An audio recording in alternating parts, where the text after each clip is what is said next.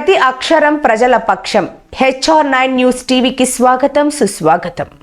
సత్యసాయి జిల్లా హిందూపురం పట్టణంలోని rotary club నందు రెడీమేడ్ షోరూమ్ అసోసియేషన్ ఏర్పాటు చేసిన మీటింగ్లో పాల్గొన్న వైఎస్ఆర్సీపీ నాయకులు గుడ్డంపల్లి వేణురెడ్డి మాట్లాడుతూ, నేను లోకల్ వ్యక్తిని, హిందూపురంలోనే ఉంటాను.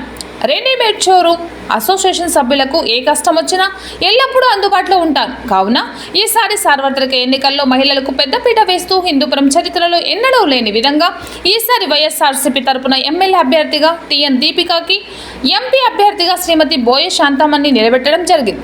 కావున వార్డు ప్రజలు పెద్ద ఎత్తున ఓట్లు వేయించి అత్యంత మెజార్టీతో గెలిపించాలని కోరారు.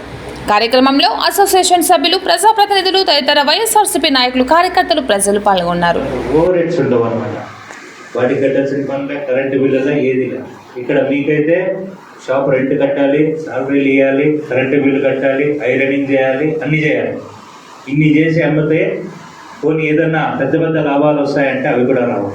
ఎందుకంటే కాంపిటేటివ్ వరల్డ్, కాంపిటేటివ్ ప్రపంచంలో బతుకుతున్నాం మనమందరం. ఒకరికొకరికి మనం కాంపిటేటివ్. మీ సమస్య నాకు అర్థమైంది. నేను మొన్న మీరు చెప్పిన వెంటనే CA గారిని మాట్లాడాను, క్లియర్ చెప్పమని. మున్సిపాలిటీకి చెప్పాను, కమిషనర్ చెప్పాను, HSI అని చెప్పేసి. ఖచ్చితంగా గెలుస్తున్నాం మనము. గెలిచిన తర్వాత హిందూపూర్లో అటువంటి వాళ్ళు ఎవరు అడుగు పెట్టకుండా చూసుకునే బాధ్యత కూడా నాదైతే. మీకు ఎల్లప్పుడూ నేను అండగా ఉంటాను, 100% అండగా ఉంటాం. మేము మమ్మల్ని ఒక్కసారి దీవించండి, ఆశీర్వదించండి, ఒక్కసారి సపోర్ట్గా నిలుచుకోండి. మేము 100% మీకు సపోర్ట్గా నిలుచుకుంటాం. బయట నుంచి ఎవరో వచ్చి ఏదో బిజినెస్ చేసుకునేసి సంపాదించుకొని పోయేదానికి ఇదేమన్నా వాళ్ళ అత్తగారిలో ఇంకోటో కాదు. హిందూపురంలో మనం పుట్టినాం, ఇక్కడ మన బిజినెస్ మనం చేసుకుంటాం. ఇక్కడ లాభం కానీ నష్టం కానీ ఏదైనా కానీ మనదే. ఎవడో వచ్చి చేసుకొని పోయేదానికైతే నేను వదలను. 100% చెప్తున్నా, మీకు మాటిస్తున్నా. ఎట్టి పరిస్థితుల్లో కూడాను ఎవరు బయట వాళ్ళు వచ్చి బిజినెస్ చేసుకునేసి ఏదో అమ్మేసుకునేసి వెళ్ళిపోదాం అనుకుంటే కుదరదు. ఇక్కడ కొన్ని రూల్స్ అండ్ రెగ్యులేషన్స్ ఉంటాయి. దానికి తగ్గట్టుగానే బిజినెస్ చేయాలి. మీరు చేయాలంటే షాప్ పెట్టండి, GST నంబర్ తీసుకోండి, చేయండి, నో ప్రాబ్లం. మా వాళ్ళతో పాటు వాళ్ళు చేయండి. లేదు అని అంటే ఎవరు ఫుట్పాత్ బిజినెస్ చేయకుండా చూసుకునే బాధ్యత అయితే నాదే. ఈ విషయంలో నేను మాటిస్తున్నాను. ఇక అన్న కాంప్లెక్స్ విషయం చెప్పాను. నేను వచ్చిన తర్వాత దాన్ని కొంచెం రిపేర్ చేయాలని చెప్పేసి చేసినాను. కానీ కొన్ని సమస్యల వలన కంప్లీట్ కాలేకపోయింది. ఎలక్షన్ అయిన 1 month లోపల రిజల్ట్ వచ్చి గెలిచిన తర్వాత 1 month లోపల మొత్తం క్లియర్ చేస్తాను. కాంప్లెక్స్ ఏమీ పెండింగ్ పెట్టను. మా పార్టీ లీడర్స్ ఉన్నాం, మేమున్నాం, మా కౌన్సిల్ ఉంది, అందరూ ఉన్నారు. మేము చూసుకుంటాం దాన్ని. నేను ఖచ్చితంగా చేస్తున్నాను చెప్పేసి కూడా మాటిస్తున్నా.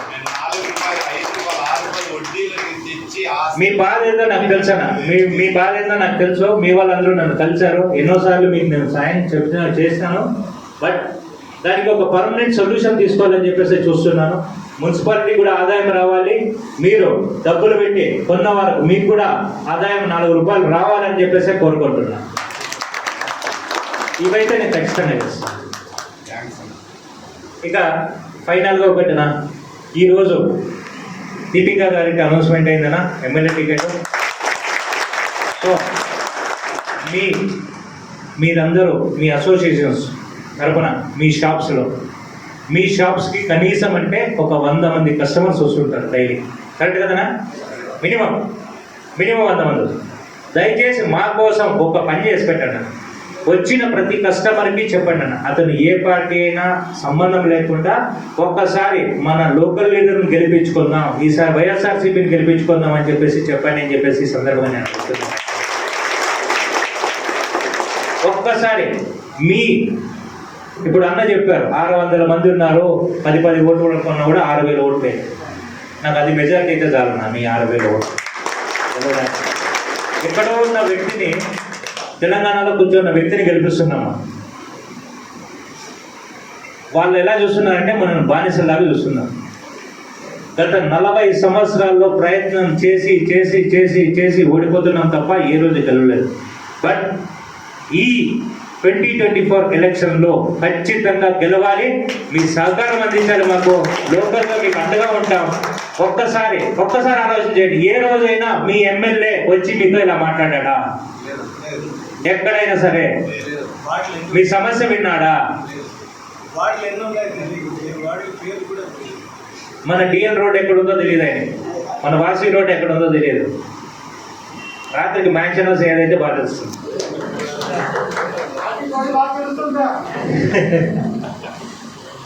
అట్లా ఏంటంటే అలాగే పెద్దిరెడ్డి రామచంద్రరెడ్డి గారు చాలా గట్టి పట్టుదలతో ఉన్నారు. ఈసారి హిందూపురంలో బాలకృష్ణను ఓడించాలా అని చెప్పేసి, అలాగే కుప్పంలో చంద్రబాబు నాయుడు ఓడించాలా అనేసి. ఎందుకు అని అంటే వాళ్ళు చేసిన అబద్ధాలు, చేయని హామీలు అన్నీ ఫెయిల్యూర్ అయినాయి. ఈసారి అసెంబ్లీలో వాళ్ళని చూడకూడదు. ఒక సామాన్యమైన వ్యక్తి దీపిక ఒక సెలబ్రిటీని బాలకృష్ణను ఓడించింది అని అంటే అది మొత్తం కంట్రీలోనే హైయెస్ట్ అవుతుంది. సెలబ్రిటీ కాన్స్టిట్యున్సీ అనమాట ఇది. బాలకృష్ణ అంటే సెలబ్రిటీ కదా, సెలబ్రిటీ కాన్స్టిట్యున్సీ. అతన్ని ఓడించి పంపిస్తే అదంతా క్రెడిట్ అంతా మొత్తం మీకే వస్తుందన్న. హిందూపురంలో ఉన్న ప్రతి ఓటర్కే వస్తుంది. మనకు ఓటేసినా వేయకపోయినా కూడా ప్రతి ఓటర్ కూడా ఆ క్రెడిట్ అయితే దొరుకుతుంది. హిందూపురం వాళ్ళు ఈసారి ఓడించారు రా బాలకృష్ణ అనేసి. అతనికి సినిమాలు కూడా లేకుండా అవుతాయి, కాన్స్టిట్యున్సీ కూడా లేకుండా అవుతాయి అన్న. ఈ మాట అయితే నేను చెప్తున్నాను ఇక్కడ నుంచి. అండ్ ఇంకొకటి ఏంటంటే లోకల్గా మనం చాలా నష్టపోయినాం. ఎవరు పట్టించుకోక మన హిందూపురాన్ని ఎవరు పట్టించుకోక లోకల్గా చాలా నష్టపోయినామన్న. అది కొంచెం మనం రిపేర్ చేసుకోవాలన్నా. ఈసారి లోకల్గా మనం గెలిస్తే, నేను ఆల్రెడీ చెప్పినాను, రెవెన్యూ డివిజన్ తెస్తున్నా హిందూపురానికి. ఇంతకు ముందు పెదగొండ డివిజన్ మనంతా రెవెన్యూ డివిజన్. నేను ఎలక్షన్ అయిన తర్వాత రెవెన్యూ డివిజన్ తెస్తున్నా, హిందూపూర్ రింగ్ రోడ్ వేపిస్తానని చెప్పేసి కూడా చెప్తున్నాను. నేను ఇవన్నీ ఆల్రెడీ మాట్లాడినా నేను ఏదో అబద్ధ హామీలో ఊరికే చేసేస్తా అని చెప్పడం కాదు. నేను ఆల్రెడీ మాట్లాడాను గవర్నమెంట్ ఇంతకు ముందే. అలాగే క్యాన్సర్ హాస్పిటల్ కూడా నేను డిస్కస్ చేశాను. అది నాకు ఇంకా వాళ్ళు అష్యూరెన్స్ అయితే ఇవ్వలేదు, బట్ ఖచ్చితంగా అయితే తేవడానికి కృషి చేస్తాను. ఎందుకంటే మన హాస్పిటల్ కోల్పోయాం, మెడికల్ కాలేజ్ కోల్పోయాం, హిందూపురం మెడికల్ కాలేజ్ కోల్పోయాం. ఎందుకంటే ఇక్కడ మన ఎమ్మెల్యే గారికి పట్టలేదన్నమాట. ఏ రోజు అయినా ఆయన వెళ్ళి మన ముఖ్యమంత్రి గారి దగ్గర ఒక అపాయింట్మెంట్ తీసుకునేసి మాకు మెడికల్ కాలేజ్ అయినా ఇవ్వండి, డిస్ట్రిక్ట్ కాలేజ్ చేయలేదని కూడా మాట్లాడలేదు. పోనీ నాకు ఫండ్స్ ఇవ్వండి, మేము ఏదో డెవలప్ చేస్తామని చెప్పేసి కూడా మాట్లాడారు. ఏ రోజైనా ఈ గడిచిన 5 సంవత్సరాల్లో ఒక సీఎం గారిని కలిసారన్న ఆయన? ఎందుకంటే పట్టలేదు ఆయన. జూబ్లీస్ లో అతిపెద్ద బంగ్లాలో అన్ని వసతులతో జీవిస్తున్నాడు. కానీ మనం అలా కాదన్న. ఇక్కడ మనం స్లమ్ ఏరియాలో ఉంటున్నాం, చాలీని బతుకులు బతుకుతున్నాం. మనల్ని పట్టించుకునే వాడు లేడు ఇంతవరకు అని చెప్పేసి చెప్తున్నాను. ఒక్కసారి మనం గెలిపించుకొని మనల్ని మనం పరిపాలించుకుందామన్నా. ఈ విషయంలో మీరు ఒక్కసారి మాకు సపోర్ట్ చేయండి. ఎప్పుడు 24 గంటలు మీకు అండగా ఉంటామన్నా. హిందూపూర్ డెవలప్ చేస్తాం, మిమ్మల్ని డెవలప్ చేస్తాం, మీకు అండగా ఉంటామని చెప్పేసి సభాపూర్వకంగా తెలియజేసుకుంటున్నాను. ఒక్కసారి దయచేసి 2 చేతులు ఎత్తి మీకు మొక్కుతున్నా, ఒక్కసారి నా సపోర్ట్ చేయండి. ఈసారి ఓడిద్దాం. అతను హిందూపూర్లో అడుగు పెట్టకుండా చూసుకునే బాధ్యత కూడా నాదేనన్నా. మళ్ళీ నేను చూసుకుంటాను.